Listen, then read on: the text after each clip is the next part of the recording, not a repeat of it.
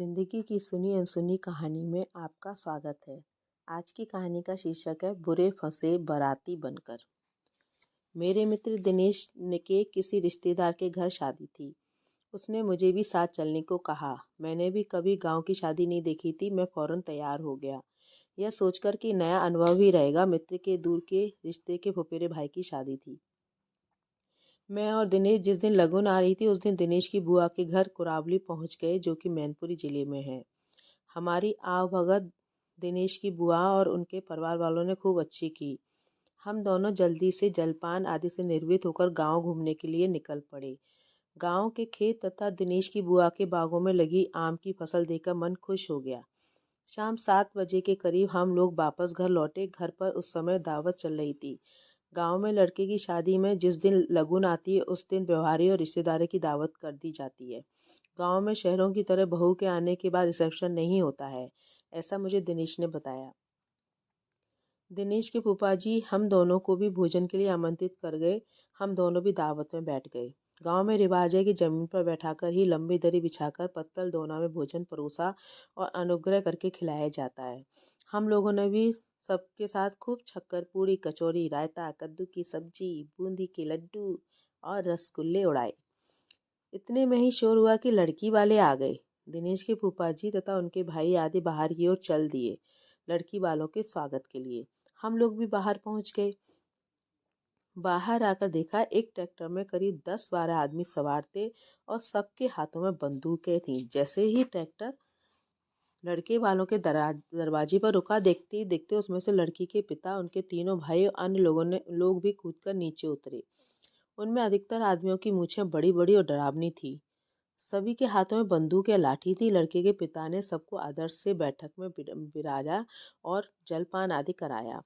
अब लड़की के ताऊजी ने लगन की रस्म करने के लिए कहा और बोले, हम सबको वापस भी जाना है। दिनेश के फूफा जी ने लड़की के पिता को बुलाकर बाहर एकांत में ले जाकर पूछा कि शादी तय करते समय आपने हमारे बेटे को गाड़ी और 2 लाख रुपए देने की बात कही थी, सो पहले वह तो दे दीजिए। सगाई की पूरी तैयारी है, बस फिर क्या था। लड़की का पिता मूछों पर ताप देकर बोला, ऐसा हमने कब कहा था।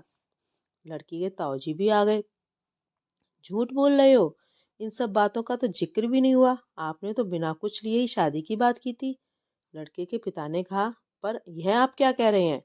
आपकी लड़की से रिश्ता ही इसलिए तय हुआ कि हमारे बेटे की इच्छा गाड़ी की थी।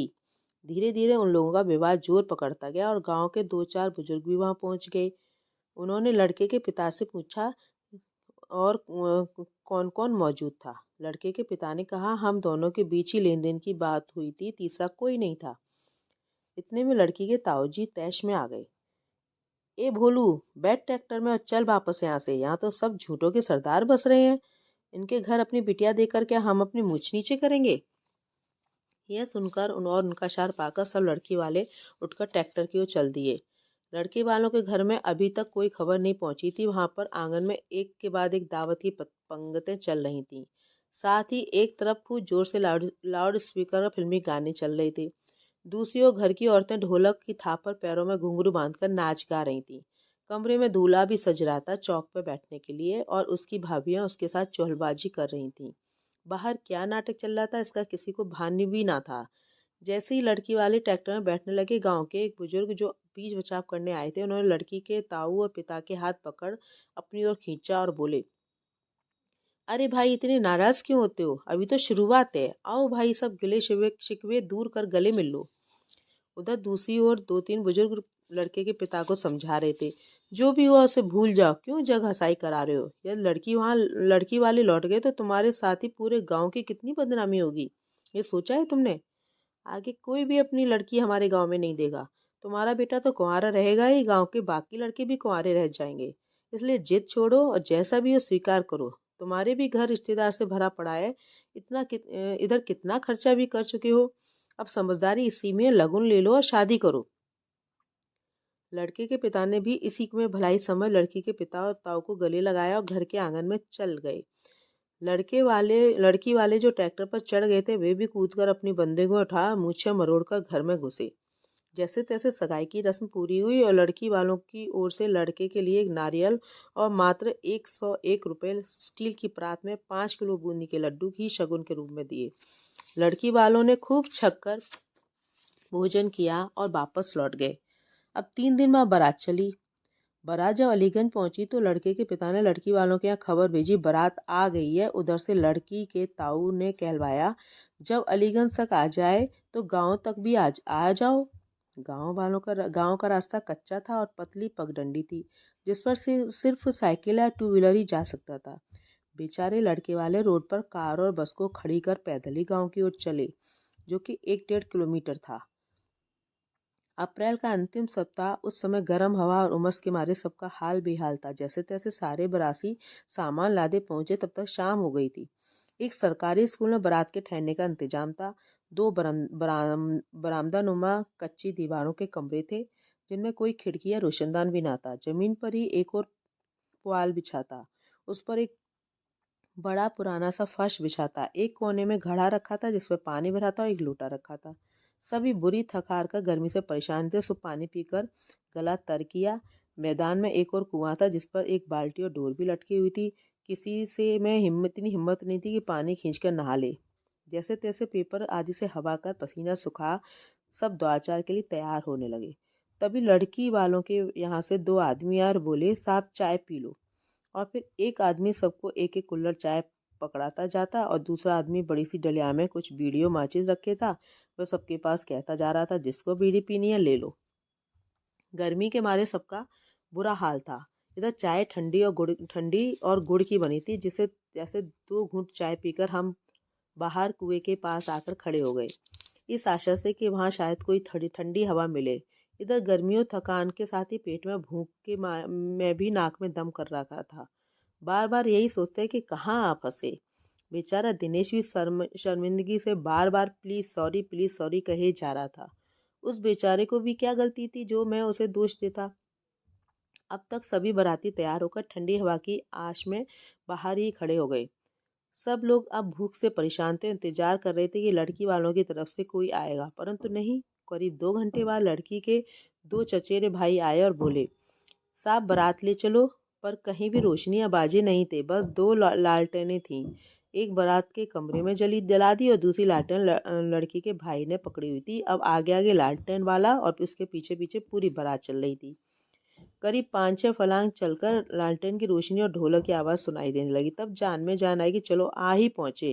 अब तो लड़की वालों के घर आ गए। लड़की वालों ने दरवाजे पर रोशनी अधिक की, क्योंकि वहां पर गैस का एक हंडा जल रहा था, घर के बाहर मैदान में ही। अब हम सबको बिठाया गया बाहर के मैदान में बिछी हुई दरियों पर। बारातियों को एक एक कुल्हड़ शरबत दिया गया, जो नाम मात्र का मीठा था, कुएं के ही पानी से बना था। आधा घंटे बाद लड़की के ताऊजी आकर बोले, आओ जीम लो।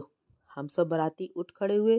तब 3-4 लोगों ने उसी दरी को जिस पर हम बैठे थे उठकर झाड़ना शुरू किया, बगैर ये देखे कि धूल किस किस पर उड़ रही है।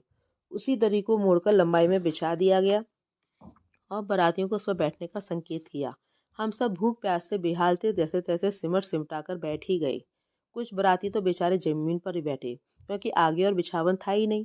धीरे धीरे तेल की बनी हुई पूड़ियाँ, आलू की सब्जी, कद्दू की सब्जी पत्तलों में परोसी जाने लगी। बूंदी के लड्डू भी थे, जो बिल्कुल ही सूखे थे, मानो महीने भर पहले से ही बनवा कर रखे हों। हम सब एक दूसरे का मुंह देख रहे थे। अब सबने खाना शुरू किया। इसी बीच जो ही पीछे नजर गई तो देखा कि पूरी बारात के हर एक आदमी के पीछे एक एक बंदूकधारी खड़ा था। बारातियों को काटो तो खून नहीं। सभी बाराती घबराकर खाना भूल गए और जैसे तैसे 2-4 कोल गले के नीचे से निकाला और पानी पीकर खाना खत्म किया। उस समय दिमाग में एक ही बात थी कि कैसे भी यहाँ से निकलें और सही सलामत अपने घर पहुंचे। राम राम करके सभी बाराती खाना खाकर उठ खड़े हुए। तभी लड़की के ताऊजी और पिताजी ने आकर उनको हाथ जोड़कर राम राम कहा और बोला, भैया भोरे ही जल्दी विदा कराए लीजो। सभी बाराती जान बची लाखों पाए सोचते सोचते वापस लौटने लगे। तभी लड़की के भाइयों ने दूल्हे को पकड़ लिया और बोले, अरे तुम कहाँ चले, भंवरे नहीं डालोगे? दूल्हा बेचारा बैठ गया। हम सब बाराती दूल्हे को उनकी किस्मत पर छोड़कर जनमासी में लौट आए। रात भर किसी को चैन नहीं पड़ी, ना ही नींद आई, इसी चिंता में कि पता नहीं दूल्हे के ऊपर क्या बीत रही होगी। राम राम करके सब बाराती ने जैसे तैसे रात काटी। जैसे ही सुबह का हल्का उजाला हुआ, लड़के के पिता बहू की विदा कराने लड़की वालों के घर पहुंच गए। लड़की वालों के घर विदा की तैयारियां हो रही थीं। लड़की लाल रंग की गठरी में बनी बैठी थी। उसके चारों ओर परिवार वाले घेरा डाले बैठे थे। एक और बेचारा दूल्हा थका आड़ा खड़ा था। लड़की की विदा हुई। औरतें और घर वाले लड़की के गले लगकर खूब रोए। फिर लड़की को विदा करने के लिए कोई एक या दो आदमी नहीं, पूरा गांव ही आया। चलते समय लड़की के ताऊजी ने लड़की के पिता और दूल्हे को बुलाकर कहा, मारी बिटिया को कोई दुख ना दीजिए, नहीं तो फिर तुम्हारे खानदान में कोई ना बचेगो। मेरे तो रोंगटे खड़े हो गए ये सुनकर। मैंने फौरन कार स्टार्ट करी और गांव पीछे छूटते ही भगवान का नाम लिया।